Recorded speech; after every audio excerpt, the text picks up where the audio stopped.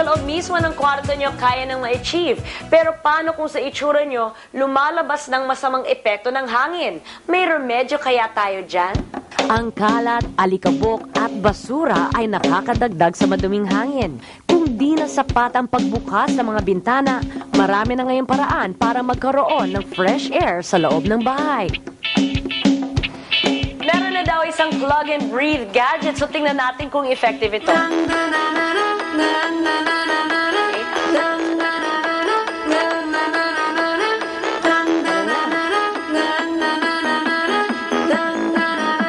Ang ozonizer ay isa sa mga makabagong air filters ngayon. Bukod sa nakakatanggal ng mga alikabok, germs at bacteria sa hangin, nakakatulong daw ito sa ating immune system at blood circulation. Bukod sa paglilinis ng air, ano pang mga ibang functions nitong ozonizer? Bukod sa air, ginagamit dito sa water, bathing and beauty, as an air, sa air, pinifilter, hindi lang pinifilter kung kinikil niya yung bacteria. Ang main function ng ozonizer, lahat ng mga hangin na madudumi na punong-puno ng bacteria, kinakatch niya. Pag lumabas siya, pinapatay niya lahat ng klase ng bacteria, kahit ang pinakamaliit na bacteria. Kung ganito kapresko ang hangin sa loob ng kwarto mo, baka hindi mo nagustuhin lumabas. Ito kakaiba, crystal, na may malakristalang powers din. Tingnan natin. Nararamdaman ko na.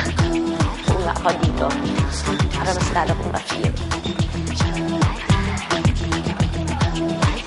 Oo nga, no?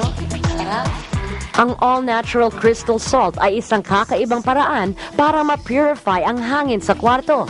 Bukod sa nakaka-energize daw ng paligid, nakakalinis din daw ng baga at sinus. At tutulong pa itong makatulog kayo ng mahimbing. Ito naman ang kakaibang approach sa paglilinis ng hangin, itong natural crystal salt. So, saan po galing itong natural crystal salt na yan? Ito ay galing sa Himalayas Mountain.